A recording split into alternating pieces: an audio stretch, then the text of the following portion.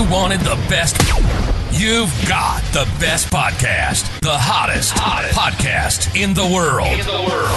The Chris Voss Show, the preeminent podcast with guests so smart you may experience serious brain bleed. The CEOs, authors, thought leaders, visionaries, and motivators.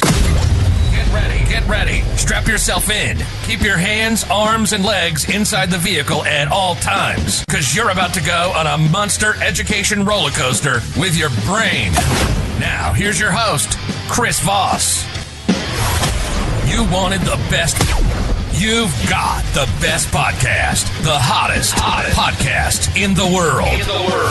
The Chris Voss Show, the preeminent podcast with guests so smart you may experience serious brain bleed. The CEOs, authors, thought leaders, visionaries, and motivators.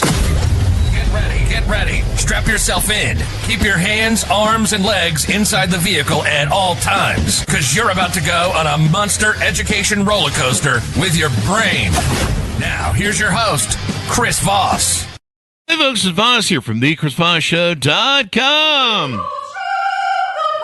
Ladies and gentlemen, the only thing that makes official welcome to the big show. As always, the Chris Voss Show is a family that loves you but doesn't judge you, at least not as harshly as, I don't know, your uncle who always gives you that side eye whenever you're at Thanksgiving dinner. But anyway, refer the show to your family, friends, and relatives. Go to goodreads.com/Chris Voss, LinkedIn.com/Chris Voss, Chris Voss 1 on the TikTokity, and all those crazy places on the internet. Today we're going to get into the learning. We're going to do some learning. We're going to talk about English, the language, as it were, or maybe just English people, for say. He is the author of the latest book to come out April 15, 2025. Gabe Henry joins us on the show. He's a multi-book author, and his latest book is called Enough is Enough. The second enough is spelled E-N-U-F, for those of you who are English technicians.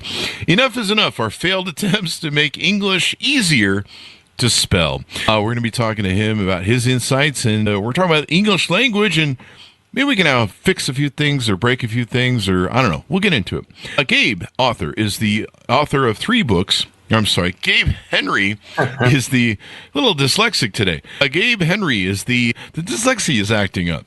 Gabe Henry is the author of 3 books, including the poetry anthology Eating Salad Drunk, a humor collaboration with Jerry Seinfeld, Bob Odenkirk, Mike Brigaggio. I don't know, I'm butchering that because I have a camera in front of it. Or Biglia. Thank you. There's a camera right in front of it. Margaret Cho and other titans of comedy. Eating Salad Drunk was featured in The New Yorker in February 2022 and was ranked one of Vulture's best comedy books of 2022. His work has been published in New York Magazine, The Weekly Humorist, The New Yorker, Light Poetry Magazine, and Motion Picture Association's magazine, The Credits.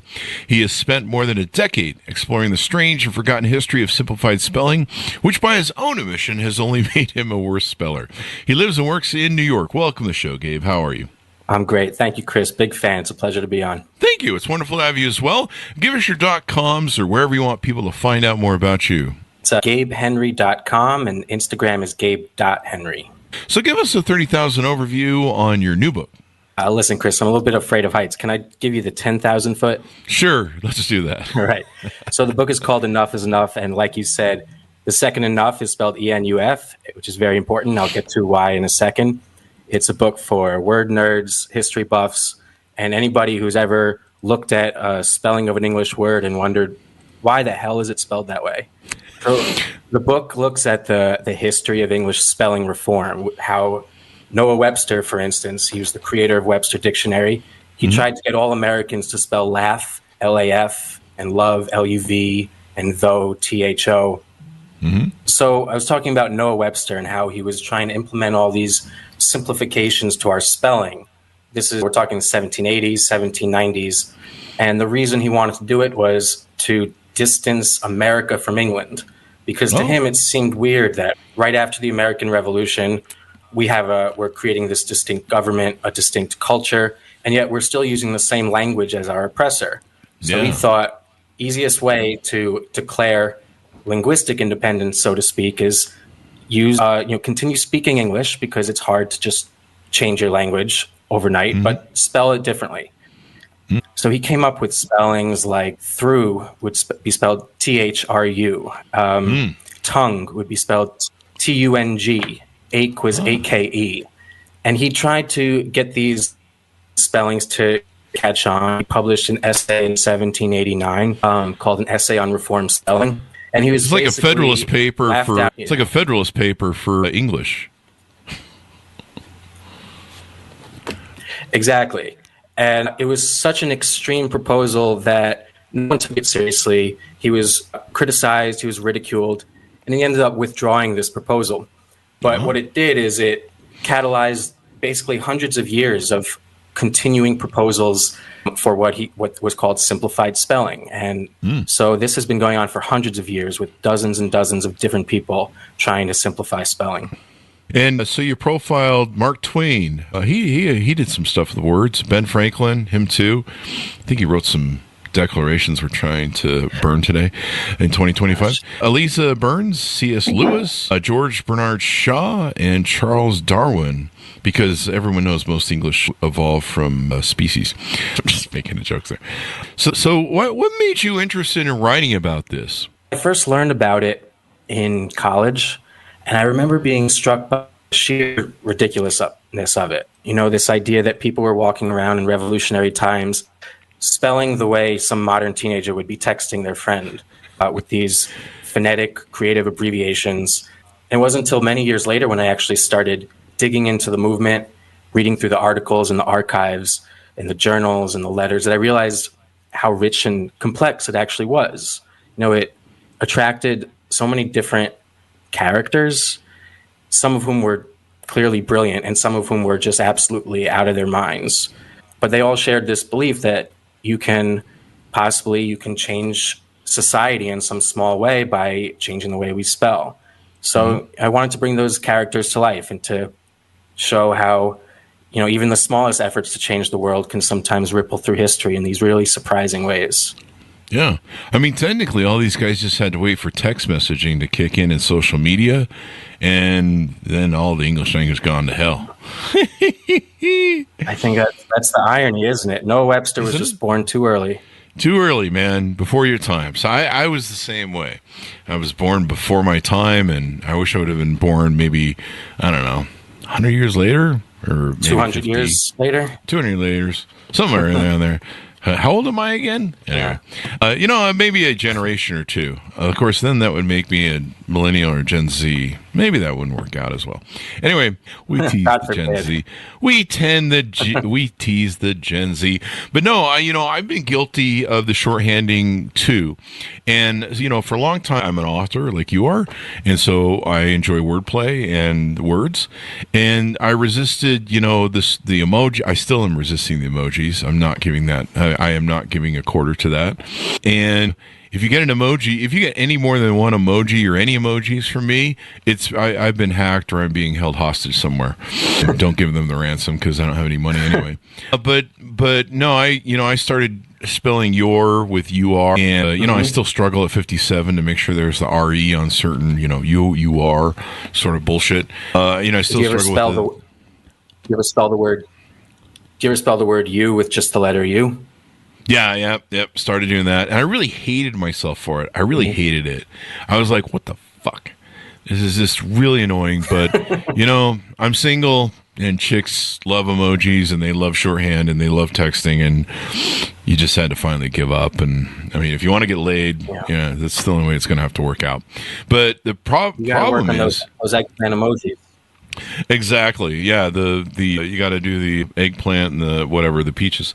Anyway, I still don't know what those mean fully. I'm sure. I don't know what those mean, folks. Don't get upset. But yeah, I mean, geez, we were joking before the show in the green room that your next book might be a book about just turning the whole English language. Just give up on English language and we'll just live on emojis. I think there's some people that want that.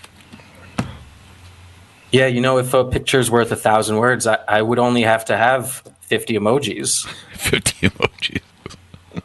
Even my mom's 82 and she's adapted to emojis. Like, she knows how to do emojis really well. I think it's a chick thing. I don't know, maybe. But I don't get it. But the young people do, and I suppose that's all that matters because I'm old and out to pasture, and they'll probably put me in a rest home any day now. But thank God I don't have kids. What were some of the other aspects of the book? I mean, are we really devolving as a society with all these shorthands, because God knows the Gen Zers have to get back to, I don't know, ordering stuff from Starbucks and food delivery and, I don't know, buying cars that they can't afford, and then wondering why they can't afford houses. It seems like that's... It's hard to know, I think, what is devolving and what is evolving. Because if our language is getting shorter, if we're kind of... all our formal digital communication is getting quicker and shorter and more efficient. Is more efficient necessarily devolving? It's hard to say. I don't think that there is one immutably correct or incorrect way of spelling in English. You know, there's only what's correct for a given time. So where were you when I was in school? Where were you when I was in school? I need you to defend me from my English teacher. I hate to say it, but I don't think I was born yet. Oh, wow. Wow. Shots fired over here.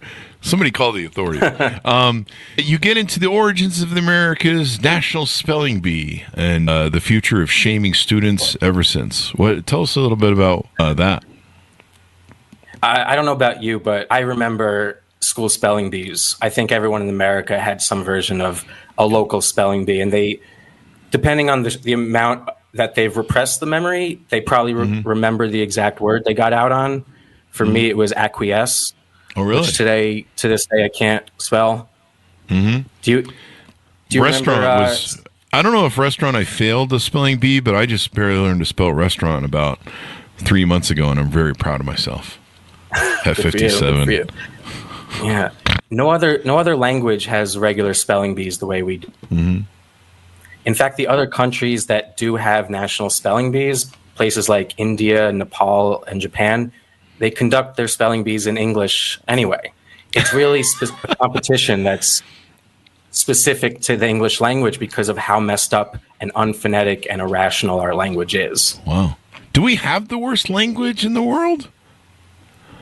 I mean, it's considered to be the worst spelling in the world, the least efficient, the least predictable.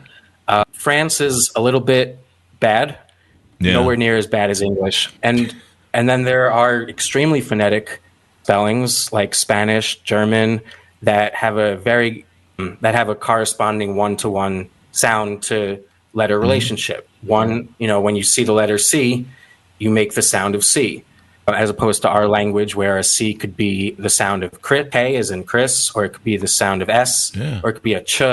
It's hard to, or it could be silent, so it's hard to know. I never realized my name is pronounced with basically a K, Chris Voss. Yeah. I think if you were to simplify, I think if you were to simplify the spelling of your name, it would be Kris and then maybe just Vos. Dude, you could save me at least 5 minutes a day with that, or 2 minutes a day or something. I might do that. You could have saved 8 months of your life at this point. Yeah, pretty much. Because some of this, you are into spelling and not math. So unless you have another book on spelling or math you're working on. But I was just going to say, I'm still in therapy for failing at the spelling bees that I went through and depressed over it. So thanks, America's Spelling Bee, you fucker. Anyway, but no, it's kind of, I really struggled with the shorthand that really came from texting and social media. And part of it is, I do have to communicate with a lot of people, but the problem is I also have to write in a business format. Like on emails, you look like a fucking idiot writing UR and sending emojis, and, maybe things have changed now, but, I've sent emails to very professional people writing stupid shorthand, like we're talking about. And they're like, what is going on? What kind of professional are you, buddy? You're writing books, and this is the shorthand you're using to people? And it kind of like, I think there were some comedians that did some jokes about how much time are these people really saving? What, so they can go watch The Bachelor or something? Or The Kardashians? Because that's important. It's kind of like when you watch the guy spend 20 minutes backing the giant truck into a parking space just so he can leave quickly. And you're like, is that really saving you a lot of time? And that's how I looked at most of the shorthand that I've seen in this whole pattern of the touching society. On something. Yeah. All right. I think you cut off for a second. Can you see? Can you see me? I believe so. Let's check. Well, I think you're having some issues on your end with the feed and internet. okay. Well, as long as it's getting to you on your end. We just touched on something. Yeah, you touched on something, which is that simplified spelling. One of the reasons it never caught on is because it always looks like a kid wrote it. Yeah. It just naturally looks like a child. So if you're trying to change the language of a whole country and you're trying to convince your fellow founding fathers that this is a good idea, it just is laughable and mockable to spell a word like love, L-U-V. It just looks like a 4-year-old attempting to spell. And that's glad one of it's the not reasons just it me. never caught on. Yeah. So why is it catching on now? Is it true that social media and massive texting and people, I don't know, the de-evolvement of society maybe through social media? Because I mean, we've seen social media and how that's turned out. And why is it finally catching on now? In your It has to do with technology and speed and efficiency. So if I'm communicating to you by vocally, like we are now, I might use a little slang. I might say, "Hey, what's up?" instead of, "Hey, what is up? How are you doing?" You know, you shorten things naturally because we're trying to communicate the most efficient way possible and in the shortest amount of time.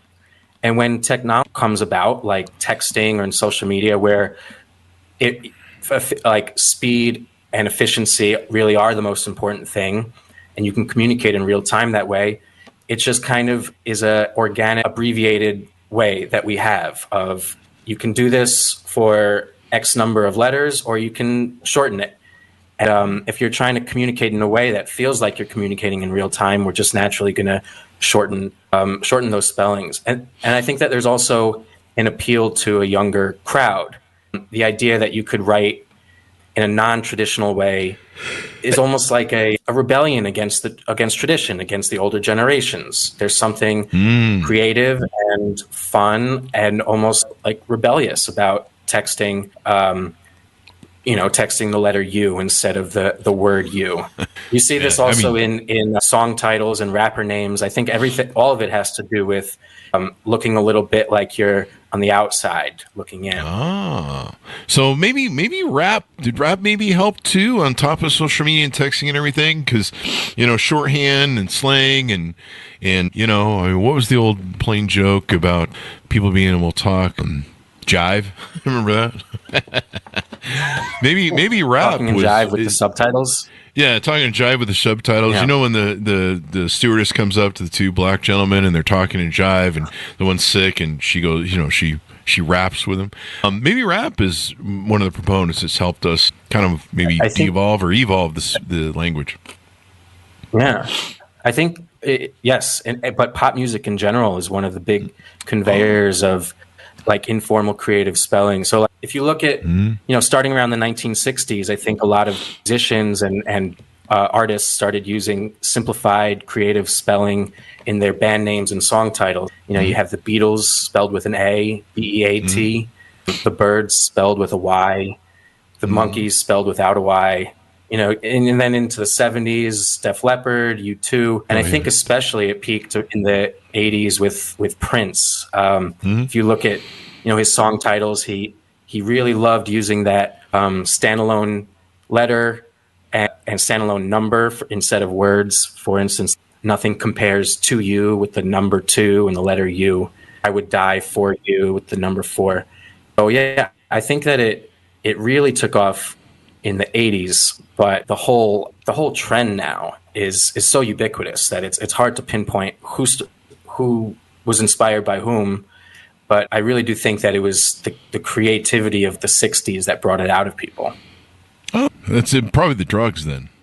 The acid and the LSD, maybe? It's the drugs. It always starts with the drugs, kids. Just say no. I mean, you try spelling lysergic acid. What is it? What acid? You try spelling lysergic acid. Lysergic acid. I just, I mean, there was a lot of great music that could have been better if it just would have been spelled right. Hotel Cali instead of Hotel California. Maybe. I mean, what does California rhyme with anyway? What were the Eagles thinking, for Christ's sake? I know. Why pick that? I mean, what are the Red Hot Chili Peppers thinking every time they write a song? Yeah. Welcome to the Hotel Cali. That's more hip. No, it's not. Anyway, you do talk in the book about how the proponents of the K, there was a series of the craze for K in the advertising world. Tell us about that history. Yeah, so in the 1920s, there was advertisers. This is around the time Madison Avenue takes off in New York City, and advertisers began using simplified spelling as a way to as a gimmick, to catch the eyes of consumers. Was it part of your trademark too? What was that? Partly for trademark and copyright too, as well? Yeah, I mean, once you spell the brand Krispy Kreme, it's easier to trademark that than spelling it with a C, if you know what I mean, because that word crispy with a K just now becomes yours. It becomes associated with you, and this. Replacing the hard letter C with the K was this very popular technique used at the time. Oh. In addition to Krispy Kreme, this is around the time we get Kool-Aid and Kleenex and Rice Krispies, all these words Kmart. spelled with a K. And Kmart, I don't know if that was from that time, but I'd have to look it up. Yeah, I'll have to add that into the second edition of the book. Actually, I'm going off. Oh, it isn't on the list there. I thought it was. I'm going off the PR sheet, and I could have sworn I saw Kmart, but my apologies. Yeah, it's not on. Yeah, but the linguists at the time actually coined a name for this. They called it the craze for K, and they blamed it specifically on the simplified spelling movement, because the simplified spellers had been pushing words like character with a K and chorus with a K really since the days of Noah Webster in the 1790s. So they really pinpointed the simplified spellers as the cause and the people to blame for this really annoying trend of the time, a trend that still continues. Well, I mean, once we've gone to emojis, I don't know what the next step is. Is there a bottom below emojis? Telekinesis. Thought transfer? Yeah. Yeah. Just upload a thought. Yeah, that would be scary, because I met some dumbass people in this world, mainly me, and do I really want to be inside their brain? Like, that just... It's bad enough when you get around some people and they're stupid, or just from what they say or what they do, let alone if you get inside their brain, they might infect you with their dumbness. Yeah, it's hard enough to be in my own brain. I couldn't take another person's. Yeah, or somebody who's like one of those conspiracy theorist people who always claims the world is flat. You get in their brain, you're just like, oh my God, this place is a mess in here. It's like a hoarder's. This place is full of 5G. It's full of 5G, yeah. It's hoarders. And everyone knows the world isn't flat, it's a triangle. Jesus Christ, people. Do your research. Anyway, don't start a cult over that joke, please, people. Don't. Please don't. Anyway, you can start an OnlyFans, just not a joke of the triangle on Earth. Anyway, so you really delved into this. You dug into the history. I think the most annoying thing that I find is, what is they call it, the King's English? The Brits' English and our English. Yes. And, some of the things that they say wrong, like I'll see it and I'll be like, somebody's smoking some crack. And then I'm like, nope, they're just from Britain. And then there's the difference in spellings between American and Britain. Those also started with Noah Webster. Oh, really? The man, he was so devoted. Yeah. So after he tried and failed to push forward his extreme forms of simplified spelling, like tongue, T-U-N-G, he pulled it back, but he didn't withdraw, he didn't give up on it entirely. And when he was putting his Webster's dictionary together 20 years later, what he did was he selectively incorporated a lot of these simplified spellings into his new book. Words like honor and color without the U, words like plow, which us Americans spell P-L-O-W, but Britain still spells P-L-O-U-G-H. Theater and center ending in ER. These were all remnants of his simplified spelling.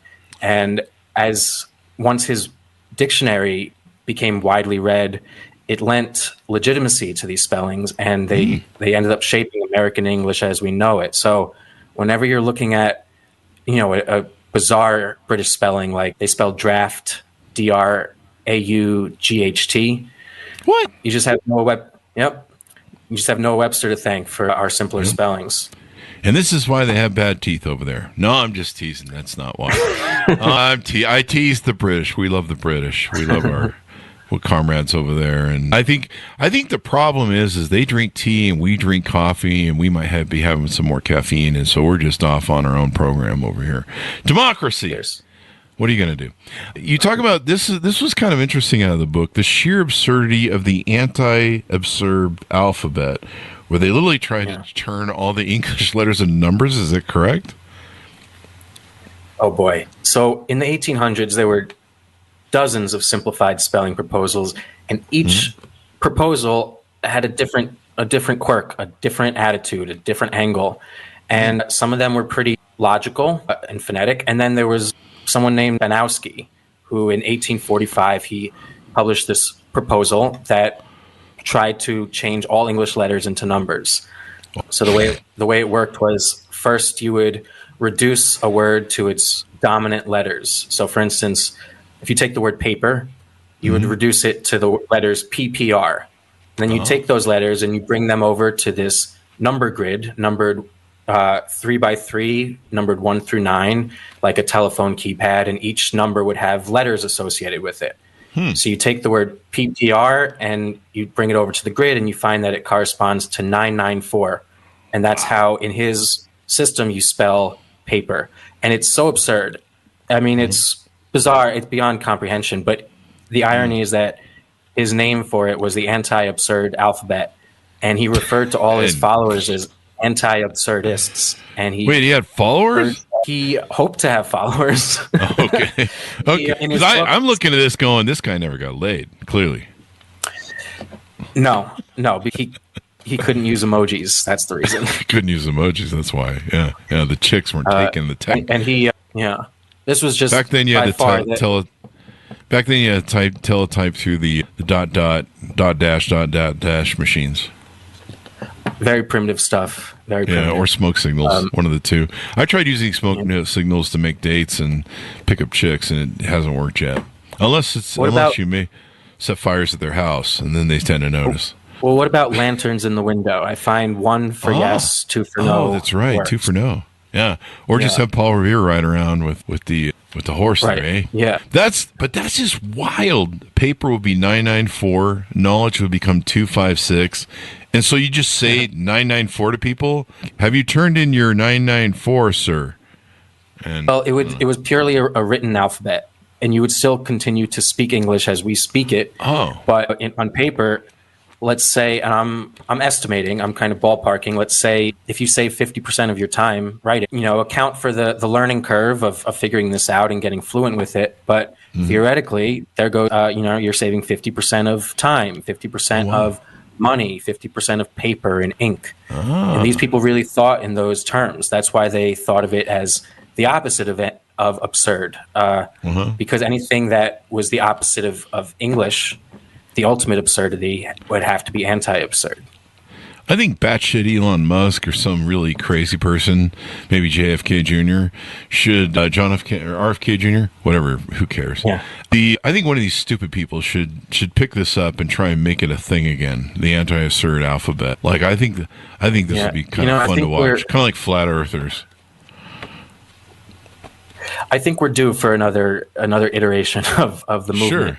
And I wouldn't be surprised if some person out of left field just says, hey, Donald Trump's not a good speller. We know that from his Twitter account. I wouldn't be surprised if he tried to make everyone spell like him, weird random capitalizations, and make that the law of the land.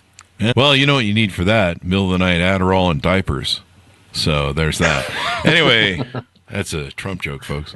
Anyway, this is the anti-absurd alphabet. I just love the name, too.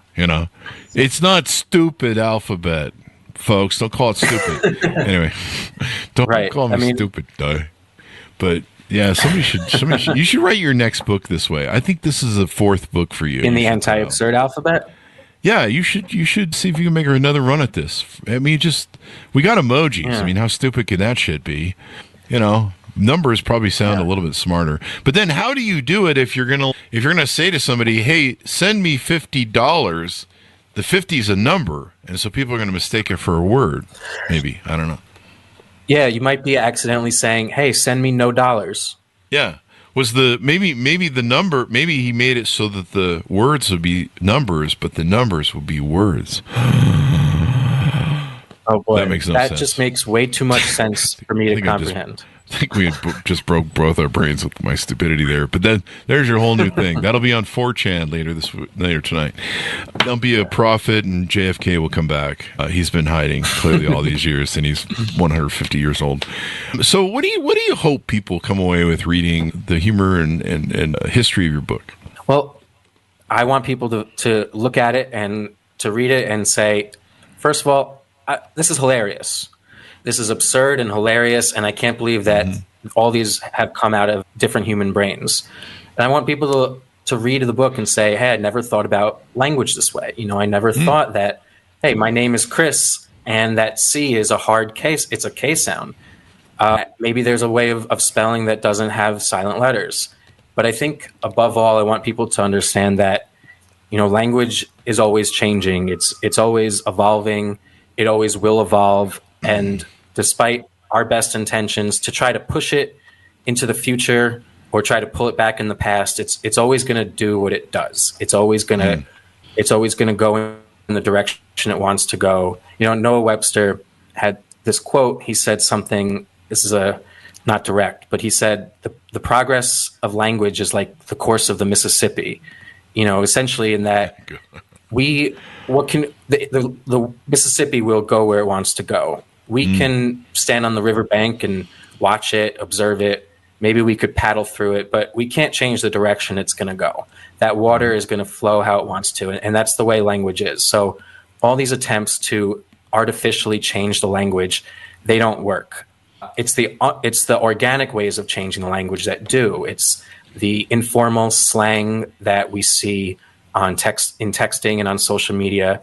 The language always evolves from the bottom up. And I think that's what we're seeing. And I'd be surprised if in 100 or 200 years, if we weren't all spelling, using a lot more simpler spelling than we do now, a lot more closer to the way we use in our digital language. Yeah.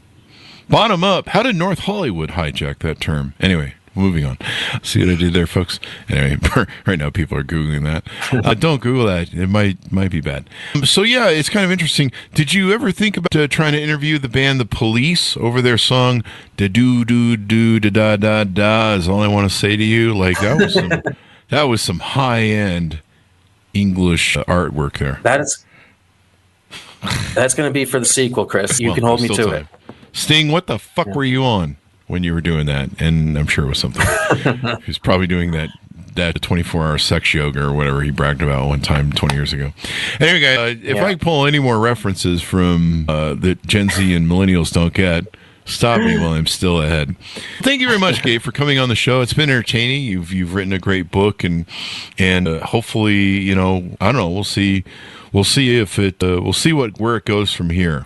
I mean, for all we know, we're just going to be in the movie Idiocracy, and we're just going to grunt at each other, which is really coming back to where we started when it comes down to it. Yeah. Thank you, Chris. It was an absolute pleasure chatting with you. It was wonderful to have you as well, Gabe. Thanks so much for tuning in. Order of the book wherever fine books are sold. It's a fun read. Enough is Enough. Our failed attempts to make English easier to spell. Thanks for tuning in. Go to goodreads.com/Chris Voss, LinkedIn.com/Chris Voss, Chris Voss 1, the TikTokity, and all those crazy places on the internet. Be good to each other. Stay safe. We'll see you next time.